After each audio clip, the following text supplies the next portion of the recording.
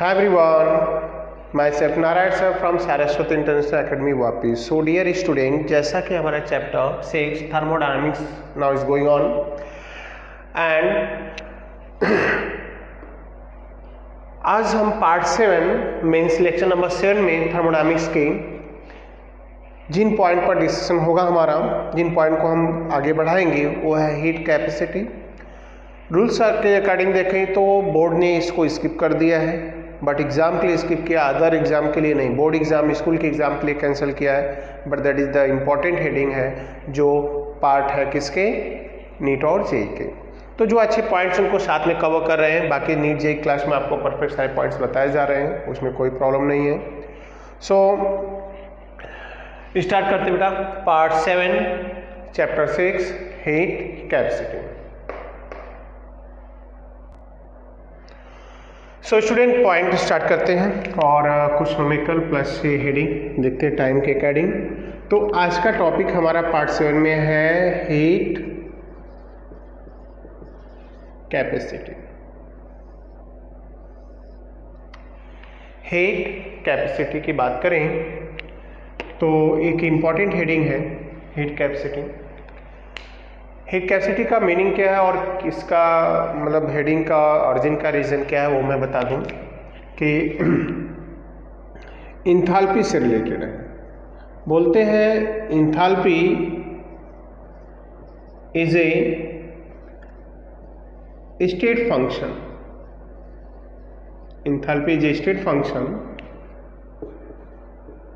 that measure the change in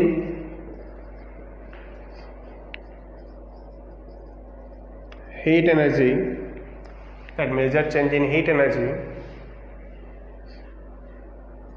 at constant pressure. Enthalpy is a state function that measures the change in heat energy at constant pressure, but it does not measure heat energy at constant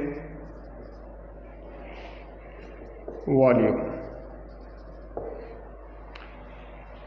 Means delta H is equal to QP. As we know that delta H is equal to QP, ऐसा भी prove किया गया आपको, but not delta H is not equal to QV. मतलब enthalpy किसी भी system की constant volume पर मेजर नहीं कर सकते, कांस्टेंट प्रेशर पर मेजर करते हैं. सो heat capacity is a new state function, not state function, function that measure heat energy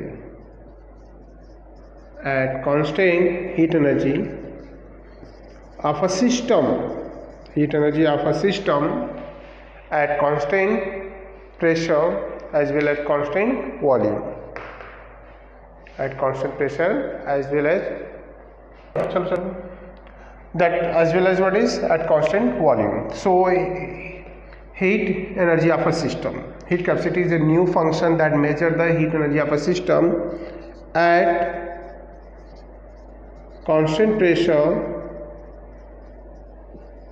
as well as at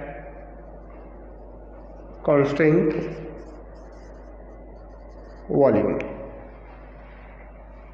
सो है क्या फिर ये पॉइंट ये है कि हीट कैपेसिटी हमारा एक ऐसा फंक्शन है, थर्मोडायनामिक फंक्शन है, जो क्या करता है किसी भी सिस्टम के अंदर की हीट एनर्जी को कांस्टेंट प्रेशर और कांस्टेंट वॉल्यूम दोनों पे मेजर करता है. बट बाकी जो सिस्टम जैसे इंथाल्पी चेंज है ये सिर्फ कब मेजर करता है, कांस्टेंट प्रेशर पर, कांस्टेंट वॉल्यूम पर मेजर नहीं करता.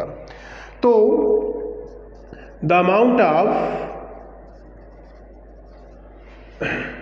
heat energy that required to increase the temperature of any substance by 1 degree Celsius temperature is called heat capacity. Means heat capacity एक ऐसा फंक्शन है जो वो minimum amount of heat energy है जो किसी भी सब्सटेंस का जो भी टेम्परेचर हो वहां से सिर्फ 1 डिग्री बढ़ाने के लिए जो रिक्वायर्ड होगा, that is called heat capacity.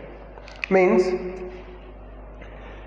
If a kilocalorie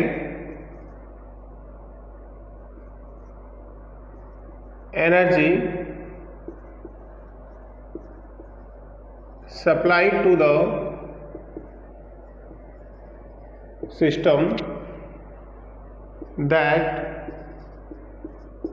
raise 1 degree Celsius temperature, so now Q is directly proportional to the T2 minus T1, or Q is equal to C T2 minus T1, where T2 minus T1 is equal to 1 degree Celsius, that is denoted by delta T. So Q is equal to C delta T, or C is equal to Q by delta T, where C is called heat capacity. यहाँ हम C को heat capacity बोलते हैं student, clear? तो C क्या है? Is a heat capacity. Then after इसकी unit की बात करेंगे तो कैलोरी में ले तो कैलोरी पर केल्विन, अगर जूल में ले तो जूल पर केल्विन। सो ये यूनिट हो गया। It is what kind of properties, हमें वो देखना है। तो एक्सटेंसिव प्रॉपर्टीज है थर्मोडायनामिक। तो हीट कैपेसिटी का मीनिंग क्या है, यहाँ पर मैंने आपको बाय फार्मूला डेफिनेशन सबसे मैंने डिनोट कर दिया आपको। तो हीट कैपेसिटी किसी भी वो अमाउंट ऑफ हीट एनर्जी है जो किसी भी सब्सटेंस का टेम्परेचर कितना बढ़ाता है, 1 डिग्री। 1 डिग्री इंक्रीज करने के लिए जो रिक्वायर्ड होगा उसे वर्ड देते हैं हीट कैपेसिटी। तो हीट कैपेसिटी का पॉइंट से हो गया। अब ये हीट कैपेसिटी हम मेजर कैसे करते हैं, और दूसरा ये हीट कैपेसिटी हम यूटिलाइज करते हैं क्या, किसी भी सिस्टम की हीट एनर्जी को मेजर करने के लिए at constant pressure as well as constant volume.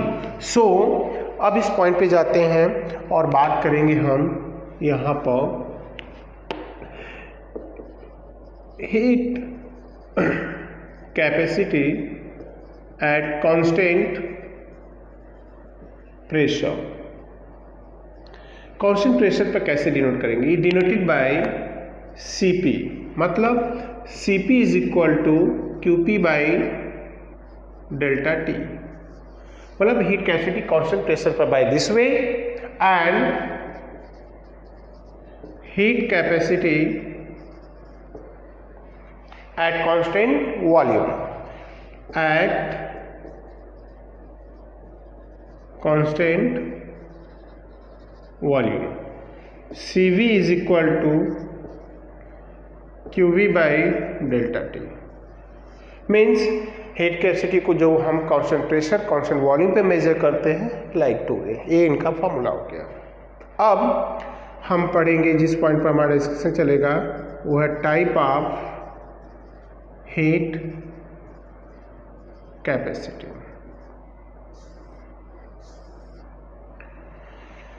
Type of heat capacity की बात करूं मैं आपको तो क्या पॉइंट्स है, किसके अबाउट क्या पढ़ना हमें ये देखना पड़ेगा। तो हीट कैपेसिटी को हम यहाँ 2 पार्ट में पढ़ेंगे। One is called molar heat capacity, CM से डिनोट करते हैं। मोलर हीट कैपेसिटी का meaning the amount of heat energy that required to raise temperature of 1 mole matter by 1 degree Celsius is called molar heat capacity. हम इससे word देते हैं student molar heat capacity. Molar heat capacity और इस फार्मूले को अगर मैं यहाँ जो राइट किया है, अगर इसको राइट करूँ मैं, तो क्या पॉइंट्स है? ये टेम्परेचर बढ़ाना है हमें। टेम्परेचर बढ़ाने का मीनिंग क्या है, किस पॉइंट पे जाएंगे? तो यहाँ पर जो पॉइंट्स राइट करें तो molar heat capacity Cm is equal to, हम क्या राइट करेंगे? Q by delta T into mole. Mole write करेंगे क्योंकि अब हमें 1 मोल सब्सटेंस का टेम्परेचर कितना बढ़ाना है? 1 डिग्री सेल्सियस। स्टूडेंट क्या करना? अब हम यहां राइट करेंगे मोलर हीट कैपेसिटी मतलब Cm is equal to absorb heat energy divided by mole into temperature, और वो टेम्परेचर जो कितना है? 1 डिग्री। सो इसका यूनिट क्या होगा? Then Cm is equal to absorb heat energy मतलब जूल हमने ले लिया, ये क्या ले लिया? पर मोल पर केल्विन, या कैलोरी पर मोल पर केल्विन। अब हम बात करेंगे दूसरा टाइप जो है वो है specific heat capacity CS। Specific heat capacity, तो स्पेसिफिक हीट कैपेसिटी की बात करें तो क्या होगा? मोलार हीट कैपेसिटी और स्पेसिफिक हीट कैपेसिटी दोनों में डिफरेंस सिर्फ मोल और ग्राम का। हमारी डेफिनेशन यही बनेगी क्या? The amount of heat energy that required to increase the temperature of 1 gram substance या 1 gram matter by 1 degree Celsius is called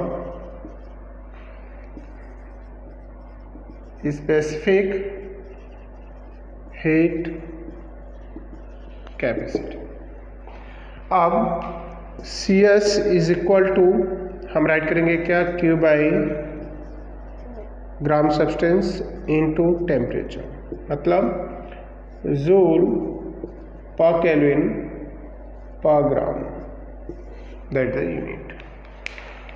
so heat capacity का मीनिंग और उसके टाइप हमने बता दिया आपको, और यहाँ पर जो फार्मूला रहेगा ये ग्राम हमने लिखा है, यहाँ मोल की जगह हम अगर ग्राम राइट कर देते हैं तो मोल की जगह यहाँ ग्राम हो जाएगा, सारी फॉर्मूले चीज़ें सेम होगी, तो ये हो जाएगा मोलार हीट कैपेसिटी। सो मोलार हीट कैपेसिटी का मीनिंग यहाँ पर क्या है स्टूडेंट? आपको क्लियर हो गया होगा कि मोलार हीट कैपेसिटी क्या होता है आपको। एंड देन अब बात करेंगे हम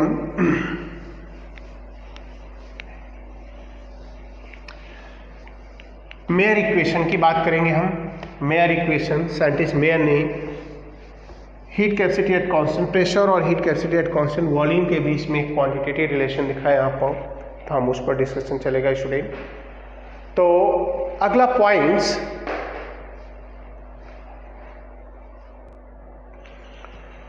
स्टूडेंट अब हम बात करेंगे रिलेशन बिटवीन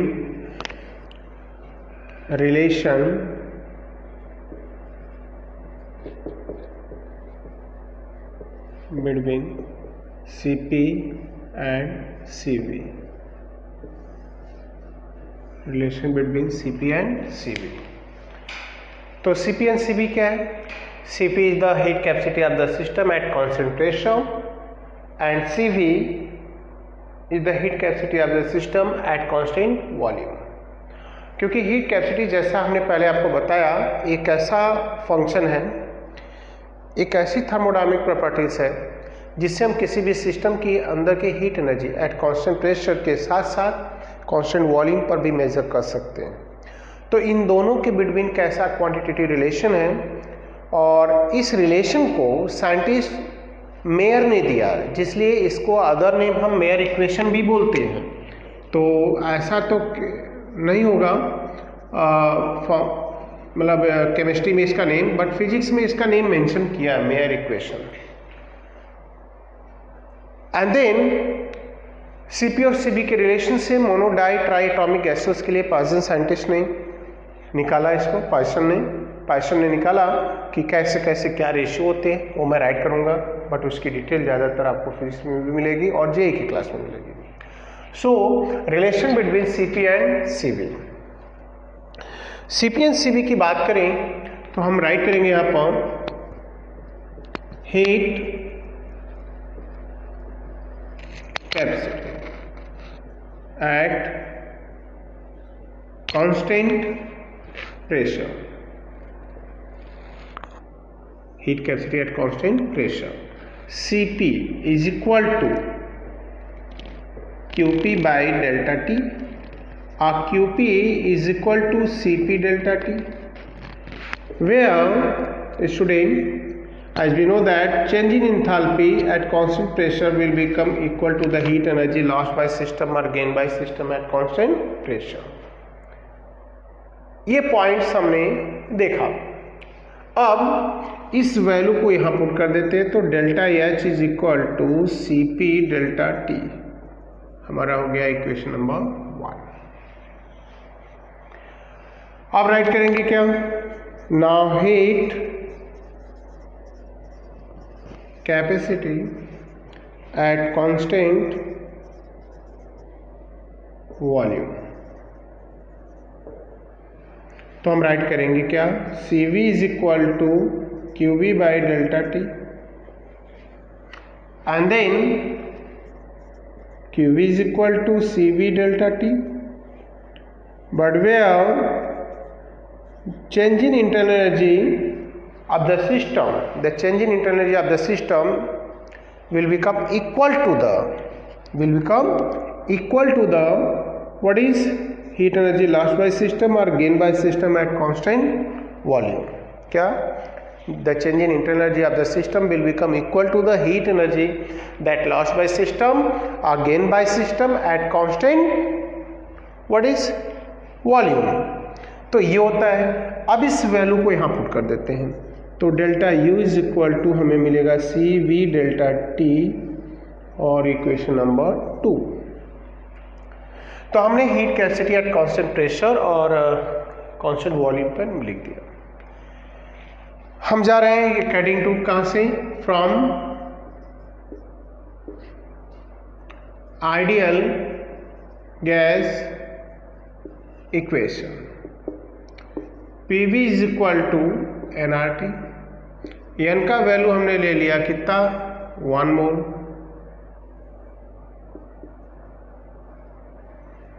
अब हम राइट करेंगे Pv is equal to RT, where delta T is change occur. As we know that according to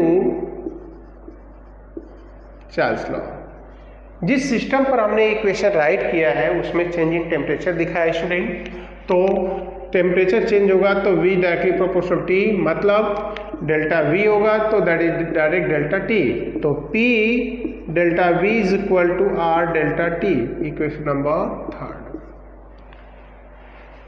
clear? I hope clear हो रहा होगा student. And then from equation of enthalpy change, from equation of enthalpy change. Equation of enthalpy change की बात मैं करूं यहाँ पर, तो स्टूडेंट हमारा इक्वेशन होता है delta H is equal to delta U plus, जो इससे पहले पॉइंट्स हमने राइट किया था, P delta V, P delta V. अब सारी वैल्यू को पुट कर देते हैं, कहाँ से किस वैल्यू को क्या मतलब मीनिंग है। Delta H C P delta है, delta U C B delta है, और P delta V R delta है। तो डेल्टा एच की value C P delta T equal to delta U C V delta T plus R delta T. P delta V की value ये हो गई, delta H की वैल्यू ये हो गई, और स्टूडेंट ये रहा आपका कौन सा वैल्यू, डेल्टा यू का। ये तीनों राउंड जो मैंने किया, देखो इस वैल्यू को इस इक्वेशन में हम पुट करेंगे enthalpy change, and if both side values divided by delta T, तो देन अगर हम सारी वैल्यू को डेल्टा टी से डिवाइड कर दें तो cancel cancel cancel, C P is equal to C B plus R है, या C P minus C B is equal to R, that is called Mayer equation. और इसका रिलेशन भी राइट करते हैं हम गैसों के लिए जब फाइंड करते हैं, तो यहाँ पर पाइसन साइंटिस्ट ने रेशियो दिया है, पाइसन रेशियो भी हम उसको वर्ड बोलते हैं, where C P by C B denoted by gamma. So gamma for monoatomic gas like helium something, ये हो गया, क्या होता है 1.66, गामा फॉर डाई एटॉमिक हमें वैल्यू होती 1.44, और gamma for triatomic 1.30। So ये रिलेशन होता है हमारा सीपी और सीबी का। सो ये हो गया हीट कैपेसिटी, उनके relations. So student heat capacity के बाद अब हम पॉइंट बात करते हैं न्यूमेरिकल की, क्योंकि न्यूमेरिकल हमारा पूरा पेंडिंग पड़ा है। अभी हमने बहुत सारे पॉइंट समझा दिए गए हैं, खासकर enthalpy, first law of thermodynamics, उनके न्यूमेरिकल अभी भी बचे हुए हैं, और उनसे रिलेटेड कुछ बाहर और टेक्स्ट बुक के न्यूमेरिकल भी करेंगे। जैसे वर्क डन से रिलेटेड एक न्यूमेरिकल्स यहाँ मैं राइट किया हूँ अभी, और दूसरे भी करेंगे हम। क्या लिखा है, तो न्यूमेरिकल पार्ट में पहले फर्स्ट लॉ ऑफ थर्मोडायनामिक्स से स्टार्ट करते हैं, उनसे रिलेटेड पॉइंट बताते हैं। और हम फर्स्ट लॉ ऑफ थर्मोडायनामिक्स पे जाएँ स्टूडेंट, तो आपको पता है कि इनके सिंबॉलिक इक्वेशन जो मैंने बताए हैं, delta U is equal to क्या क्या है, Q plus what is W R, delta U is equal to Q P delta V है, work done by the system या ऑन द सिस्टम पर ये delta U is equal to Q minus P delta V भी होगा। और work done जो formula निकालेंगे, अगर गैसेस सिस्टम है तो P delta we, bye the system है तो प्लस, ऑन द सिस्टम है तो माइनस। अब इन पॉइंट्स के बाद हम इनसे न्यूमेरिकल करेंगे। तो रिलेटेड हमने एक न्यूमेरिकल ऐड किया है स्टूडेंट, ध्यान से देखिए। Find the work done during the expansion of gas from a volume of 4 decimeter cube to 6 decimeter cube against the constant atmospheric pressure 3 atm।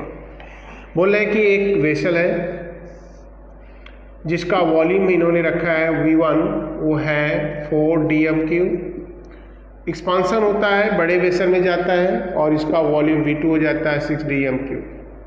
ये सारे चेंज होते हैं, वो है प्रेशर कितना 3 atm पर। तो 3 एटमॉस्फेरिक प्रेशर पे सारे चेंज होते हैं, तो गैस पे एक्सपांसन में कितना वर्क डन हुआ, वर्क kiतना हुआ, तो work done during expansion of gas is a spontaneous means by the system है। अब bye the system, work done by the system है, मतलब जो वर्क डन की वैल्यू है यहाँ पर W is equal to O minus P delta V होगी। हियर P इज ATM में बात करें तो 3 एटमॉस्फेयर दिया है वैल्यू, और डेल्टा V फाइंड करेंगे तो आपको क्लियर है यहाँ पर कितना बात करें 6 माइनस 2 राइट 4 सॉरी 6 माइनस 4 है 2।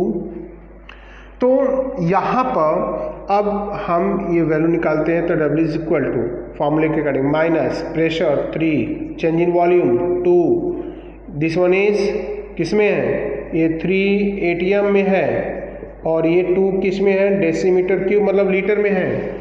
तो इसको हमें मिल गया 6 माइनस 6 बट इनटू जूल में लेना है तो 101.3 लेंगे राइट और जिसका अप्रॉक्स आंसर आएगा -608 क्लियर। तो -608 हमारा जूल में वर्क डन आ गया। सो ये न्यूमेरिकल्स हो गया हमारा फर्स्ट क्लास थर्मोडायनामिक्स को वर्क डन से रिलेटेड। इसी टाइप का एक दूसरा न्यूमेरिकल भी करते हैं, आपको मैं बता दूं यहाँ पर हमें वर्क डन फाइंड करना है। फाइंड द वर्क डन किस नंबर 1 था, ये 2 मैं कर रहा हूँ, इसी को चेंज कर रहा हूँ। Find the work done during the expansion of gas from a volume of 4 decimetre cube निकाला मैंने और ये 6 डेसीमीटर क्यूब। न्यूमेरिकल चेंज कर रहा हूँ मैं। तो 4 की जगह हमने ये राइट कर लिया कितना 14 डेसीमीटर क्यूब है और ये 16 डेसीमीटर क्यूब है राइट। तो बोले कि 14 डेसीमीटर क्यूब वॉल्यूम से चेंज होकर 16 decimetre against the what is constant pressure 3 ATM की जगह हमने 2 ATM लिया। तो 2 एटमॉस्फेरिक प्रेशर राइट किया तो मीनिंग क्या है यहाँ पर। ऐसे केस में यहाँ पर पॉइंट जाए तो ये वैल्यू हो गई 14, ये हो गई 16 और ये हो गया 2 ATM। अब फिर सेंटेंस तो यही रहने वाला है।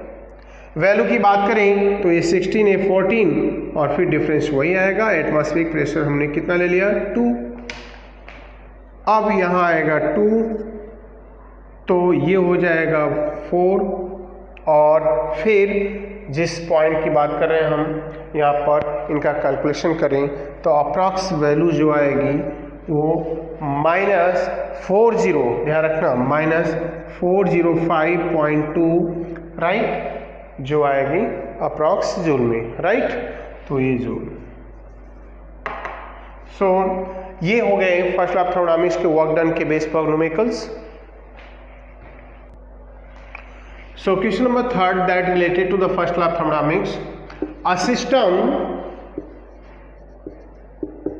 provide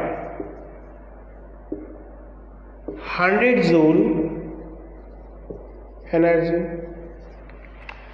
एक सिस्टम है यहाँ पर स्टूडेंट 100 जूल एनर्जी प्रोवाइड कराता है। Work done on the system, work done on the system, work done on the system जो है system is 20 joule.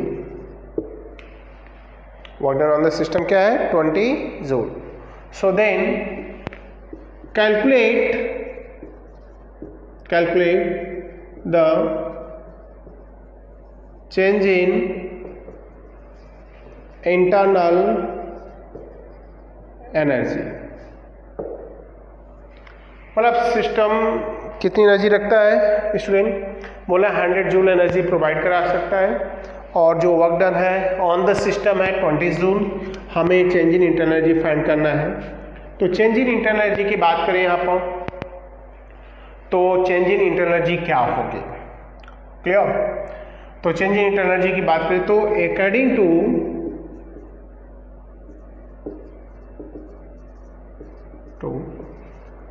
First law of thermodynamics, according to first law of thermodynamics जाए तो उनका symbolic equation जो होता है delta U is equal to Q plus W. ये system तब यूज करते हैं जब वर्क डन कहाँ हो on the system. Work done on the system हो तो हमारा टर्म्स ये है क्लियर। अब यहाँ की वैल्यू कितनी है 100 जूल। वर्क डन कितना है हम यहाँ बात करें तो 20 जूल। तो चेंज इन इंटरनल एनर्जी कितनी होगी, 100 + 20 = 120 joule. So student in points को देखें तो ये हो गया फर्स्ट लॉ ऑफ थर्मोडायनामिक्स के बेस पर। सो स्टूडेंट ये हो गया फर्स्ट लॉ ऑफ थर्मोडायनामिक्स के बेस पर पॉइंट्स, उनके 3 न्यूमेरिकल हो गए। अब बचे हुए पॉइंट पर हम लोग नेक्स्ट लेक्चर मीन्स पार्ट 8 में डिस्कशन चलेगा, और पार्ट 6 में जिन पॉइंट पर डिस्कशन चला हमारा वो सबसे इंपॉर्टेंट पॉइंट्स है हीट कैपेसिटी। तो एक बार मैं रिमाइंड करा दूं हीट कैपेसिटी क्या होता है। हीट कैपेसिटी एक ऐसा फंक्शन है, थर्मोडायनामिक्स प्रॉपर्टीज है, जो किसी भी सिस्टम के अंदर की हीट एनर्जी को कांस्टेंट प्रेशर और कांस्टेंट वॉल्यूम दोनों पर मेजर करता है। ये हमारा हीट कैपेसिटी हो गया। और हीट कैपेसिटी का मीनिंग क्या होता है, किसी भी सब्सटेंस का टेम्परेचर 1 डिग्री बढ़ाने के लिए जितनी हीट एनर्जी हम सप्लाई करते हैं that is called heat capacity. हमने इसके टाइप भी बताया, 2 होता है, एक मोलार और एक स्पेसिफिक हीट कैपेसिटी। मोलार और स्पेसिफिक में डिफरेंस सिर्फ ग्राम और मोल का है, वो भी बताया हमने। मेयर इक्वेशन आपको डिराइव करके दिखाया, Cp - Cv = R, क्लियर। और फिर first law of thermodynamics related कुछ न्यूमेरिकल्स भी किए। अब नेक्स्ट पॉइंट में हम लोग एक्सरसाइज के न्यूमेरिकल एग्जाम्पल जो भी है एनसीईआरटी को करेंगे, और आगे हम बढ़ेंगे सेकेंड लॉ ऑफ थर्मोडायनामिक्स की तरफ, जो काफ़ी इंपॉर्टेंट है, काफ़ी इंपॉर्टेंट इस थर्मोडायनामिक्स चैप्टर के अगर हम देखें तो आगे हमें फ्यूचर में देखें तो 12th में बहुत ज़्यादा जरूरत पड़ेगी सेकेंड लॉ ऑफ थर्मोडायनामिक्स के कुछ टर्म्स उनके डिस्क्रिप्शंस के। तो स्टूडेंट आज के लिए बस इतना ही, नेक्स्ट क्लास में न्यू टॉपिक के साथ मिलते हैं। Thank you very much.